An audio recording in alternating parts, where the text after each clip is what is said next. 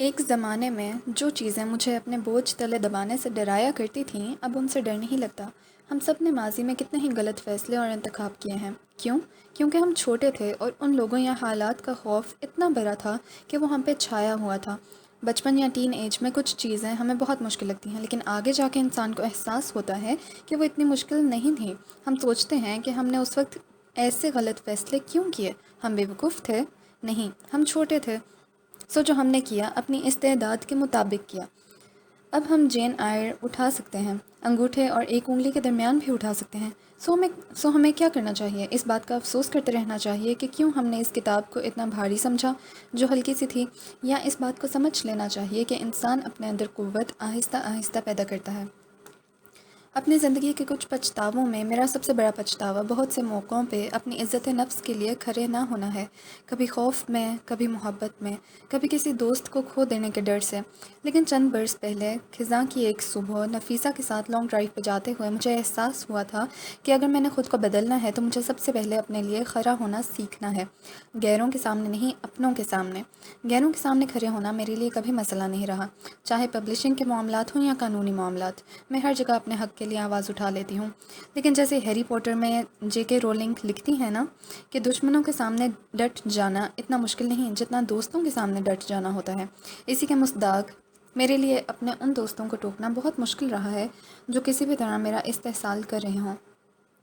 لیکن جب میں نے اپنی ذات پہ کام کرنا شروع کیا تو اپنے اس ایشو کو بھی ایڈریس کیا۔ سیلف اسٹیم وہ عزت ہے جو آپ خود اپنی کرتے ہیں، اور سیلف ریسپیکٹ وہ عزت ہے جو دوسرے آپ کی کرتے ہیں۔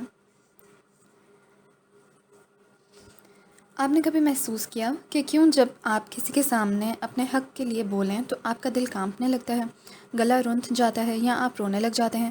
ایسا کیوں ہوتا ہے؟ یا اپنے آپ کو ایکسپریس کرتے ہوئے آپ غصے سے بولنے لگ جاتے ہیں؟ یہ ان لوگوں کے ساتھ ہوتا ہے جن کو بچپن میں اپنے خیالات اور محسوسات کو بیان کرنا نہیں سکھایا گیا ہوتا۔ محسوسات کو بیان کرنا کیسے سکھایا جاتا ہے؟ جب بچہ کچھ کہے تو اس کو سن لیا جائے، اس پہ غصہ نہ کیا جائے، اس کی حوصلہ افزائی کی جائے۔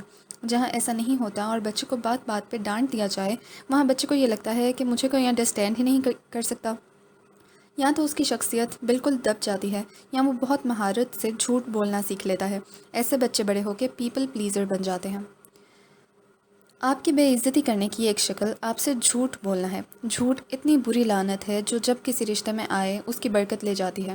آپ سے سچ نہ بولنا آپ کی توہین ہے۔ ایسے میں آپ کو بھی سوچنا چاہیے کہ کہیں آپ نے کسی انسان کے لیے خود سے سچ بولنا مشکل تو نہیں کر رکھا؟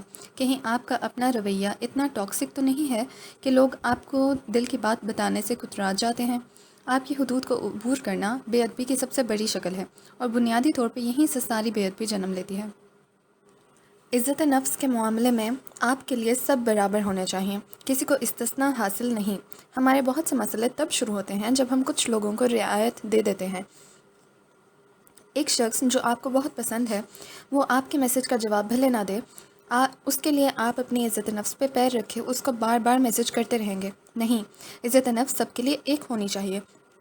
جب بھی جہاں بھی آپ نے کسی کو اس میں رعایت دی وہاں وہ آپ کی حدود عبور کر لے گا اور آخر میں نقصان آپ کا ہی ہوگا۔ اپنی عزت نفس اوپر اٹھانے کے لیے کیا کرنا چاہیے؟ سب سے پہلے بار بار لوگوں کو سوری کہنا چھوڑنا ہوگا۔ سوری کا لفظ صرف تب آپ کے منہ سے نکالنا ہے جب آپ کو اپنے کسی عمل پہ بے حد شرمندگی ہو۔ سوری میں دیر سے پہنچا کہنے کی بجائے آپ کا شکریہ، آپ نے اتنی دیر تک میرا انتظار کیا، کہنا شروع کریں۔ سوری کو تھینک یو سے بدلنا سیکھیں۔ ایک اور چیز جو عزت پانے کے لیے بہت اہم ہے وہ ہے اپنے وعدوں کی پاسداری۔ آپ نے جب کمٹمنٹ کرنی ہے تو اسے پورا کرنا ہے۔ اس کا یہ مطلب نہیں ہے کہ آپ لوگوں کے ناراض ہونے کے خوف سے اپنے کال پورے کریں، بلکہ اس کا یہ مطلب ہے کہ آپ اپنے کال کی عزت کریں اور کسی کو اپنی زبان تب دیں جب پوری کر سکیں۔ خواہ مخواہ اوور کمٹ نہ کریں، اس سے آپ کا اعتبار چلا جاتا ہے۔ قرآن میں اللہ تعالیٰ فرماتا ہے کہ جو چاہتا ہے عزت تو وہ جان لے کہ ساری عزت اللہ ہی کے لیے ہے۔ سورہ فاطر آیت نمبر 10۔ اس آیت سے میں یہ سبق لیتی ہوں کہ انسان جب اللہ کے اصولوں پہ چلتا ہے اور ہر کام اللہ کی رضا کو ذہن میں رکھ کے کرتا ہے تو اس کو عزت ملتی ہے۔ سچ اللہ کو پسند ہے، غیبت نہ کرنا اللہ کو پسند ہے، وعدے پورے کرنا اللہ کو پسند ہے۔ عزت کا راستہ اللہ کے پاس سے ہی نکلتا ہے۔ لوگوں کے خوف اور محبت کے چکر میں جو لوگ اپنی عزت پہ سمجھوتا کر لیتے ہیں ان کا مقام اور قدر خود بخود کم ہو جاتی ہے۔ میری ایک ٹیچر کہا کرتی تھیں کہ جب بھی آپ کو کسی چیز سے نفع حاصل کرنا ہو تو اس کی عزت کرنا شروع کر دیں۔ استاد سے علم سیکھنا ہے تو اس کی عزت کریں، قرآن سے نفع اٹھانا ہے تو قرآن کو عزت سے رکھیں، تعلیم میں بہتر ہونا ہے تو اپنی کتابوں، قلم، کاغذ کو عزت دیں، اپنے لکھنے پڑھنے کی جگہ کو عزت دیں، نماز کے مصلی کو عزت دیں، اللہ تعالیٰ کی یاد دلانے والی چیزوں، شعائر اللہ کا احترام کریں، اذان پہ ادب سے خاموش ہو جائیں۔ یہ چھوٹی چھوٹی باتیں بڑی بڑی کامیابیوں کا موجب بنتی ہیں۔ عزت نفس جو چیزیں گھٹاتی ہیں ان میں سے ایک ہم سب کی بری عادت ہے، لوگوں کی پیٹھ پیچھے ان کی برائی کرنا۔ آپ جب بھی اپنے منہ سے کسی دوسرے انسان کے بارے میں منفی بات نکالتے ہیں، آپ کو معلوم نہیں ہوتا کہ آپ کیسے لگ رہے ہیں۔ آپ کا امیج ایک دم سامنے والے کی نظر میں گھٹ جاتا ہے، چاہے سامنے والا خود بھی لاکھوں لوگوں کی برائی کرتا ہو۔ سوچیں پھر اللہ کی نظر میں کتنا امیج گھٹتا ہوگا۔ یہ سطور لکھتے وقت میں چاہتی ہوں کہ آپ بھی میرے ساتھ خود سے اس بات کا عہد کریں کہ آج کے بعد ہم نے کسی کی برائی نہیں کرنی۔ ایک ایک دن کا ٹارگٹ رکھیں، آج کا دن کسی کے خلاف نہیں بولنا۔ پورا دن گزر جائے گا اور یقین کریں آپ زندہ رہیں گے اور بہتر ہوں گے۔ اس کا کلیہ یہ ہے کہ جب بھی کسی کے بارے میں بات کریں یہ تصور کریں کہ وہ شخص آپ کے سامنے بیٹھا سن رہا ہے۔ اپنے وقت کی اہمیت لوگوں کو بتانے کے لیے ان سے لڑنا یا غصے ہونا ضروری نہیں ہے، ورنہ ہر شے بدصورت ہو جائے گی۔ آپ اپنی ضروریات بتاتے ہوئے غصہ صرف اس لیے کرتے ہیں یا روتے اس لیے ہیں کیونکہ آپ کو کسی نے اپنے محسوسات سادہ طریقے سے بیان کرنا نہیں سکھائے۔ اپنے محسوسات بیان کرنا سیکھنے کے لیے مشق کریں، ہر روز اپنی چھوٹی چھوٹی ضروریات بیان کرنا شروع کریں۔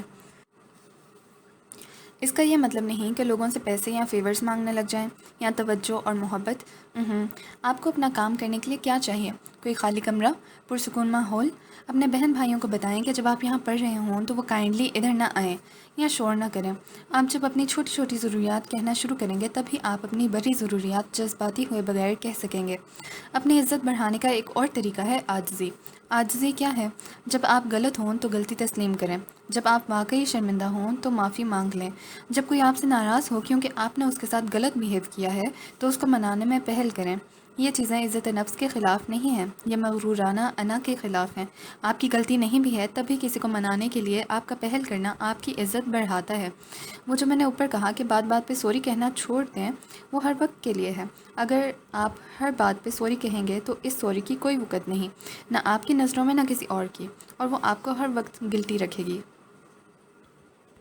عاجزی کا مطلب یہ بھی ہے کہ بحث کے دوران اگر لگے کہ سامنے والا درست کہہ رہا ہے تو اس کی بات مان لیں، اعتراف کر لیں کہ اس کا پوائنٹ درست ہے۔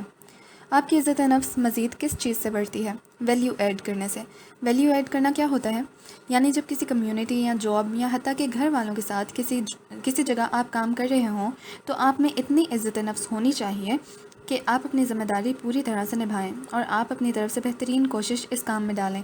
ہر فیملی کا ایک مشترکہ مفاد ہوتا ہے جس کے لیے سارے گھر والوں کو کام کرنا ہوتا ہے۔ جیسے مہمان آئے ہیں جو سب نے مل کے انتظام کرنا ہوتا ہے۔ بے شک کسی ایک بہن یا بھائی کے سسرال والے ہیں، لیکن اس کا یہ مطلب نہیں کہ باقی ایسے ہی بیٹھے رہیں گے کہ ہم کسی اور کا کام کیوں کریں۔ سارے گھر کی عزت ایک دوسرے سے جڑی ہوتی ہے، سو کام میں برابر کا حصہ ڈالیں۔ انسان میں اتنی عزت ہونی چاہیے کہ وہ کاہل لوگوں کی طرح بیٹھا نہ رہے بلکہ سب کا ہاتھ بٹائے۔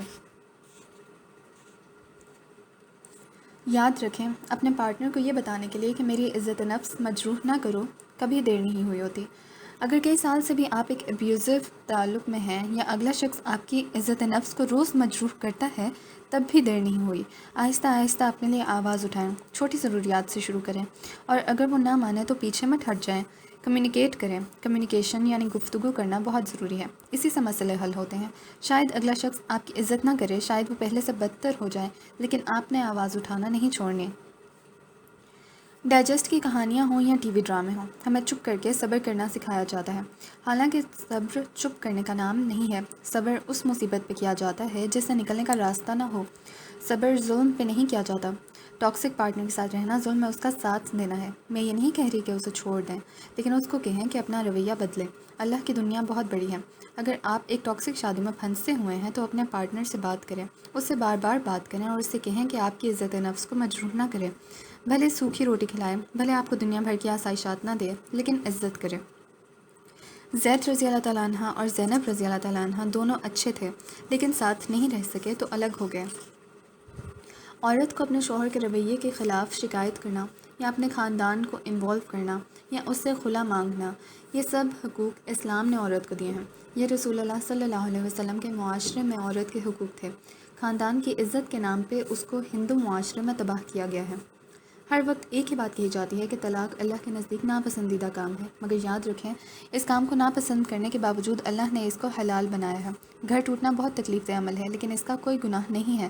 اللہ تعالیٰ سورہ النساء میں فرماتا ہے، اور اگر وہ ایک دوسرے سے جدا ہو جائیں تو اللہ ہر ایک کو اپنی کشائش سے غنی کر دے گا، اور اللہ کشائش والا حکمت والا ہے۔ سورہ النساء آیت نمبر 130۔ اگر آپ کا پارٹنر آپ کی عزت نہیں کرتا تو اس کا مطلب یہ نہیں ہے کہ آپ اس کو چھوڑ دیں۔ اس طرح تو آپ ساری عمر لوگوں کو چھوڑتے رہیں گے۔ آپ یہ جاننے کی کوشش کریں کہ وہ میری عزت کیوں نہیں کرتا۔ مسئلہ اس کے اندر ہے یا میرے اندر؟ کیا میں نے پہلے دن سے اپنی عزت کروائی ہے؟ اور اس مسئلے کو جان کے اس کو فکس کریں۔ اس لیے اگر آپ شادی کے رشتے میں بندھنے جا رہے ہیں یا بندھ چکے ہیں تو یاد رکھیں، عزت جس رشتے میں نہ ہو وہ رشتہ آپ کو کبھی سکون نہیں دے گا۔ آپ نے پہلے دن سے اپنی عزت کروانی ہے۔ اگر آپ پہلے دن سے ہی اپنی عزت پہ سمجھوتا نہ کریں تو یہ مسائل شروع میں ہی ختم ہو جاتے ہیں۔ مسئلہ وہاں بڑھتا ہے جہاں آپ ہمیشہ سہ جاتے ہیں، ہمیشہ معاف کر دیتے ہیں۔ اس لیے ابھی سے اپنا ویلیو سسٹم مضبوط کریں اور حدود ڈیفائن کریں۔ ساری عزت اللہ کے لیے ہے۔ عزت تب ملے گی جب اللہ تعالیٰ کی بات کو سب سے اوپر رکھا جائے گا۔ عزت تب قائم رہے گی جب ظلم کے خلاف آواز اٹھائی جائے گی۔ عزت تب حاصل ہوگی جب آپ ہر اس چیز سے بے نیاز ہو جائیں گے جو لوگوں کے پاس ہے۔ اللہ عزت اسی کو دیتا ہے جس کو وہ چاہتا ہے۔ عزت کمائی جاتی ہے اپنے عمل سے، اپنی حدود سے، اپنے ویلیو سسٹم سے۔ کسی کی محبت اور خوف کو آپ کی عزت سے بڑا نہیں ہونا چاہیے۔ اللہ تعالیٰ کی رضا کا سوچا کریں، کیونکہ اللہ تعالیٰ ہر اس چیز سے بڑا ہے جس سے ہم ڈرتے ہیں یا جس سے ہم محبت کرتے ہیں۔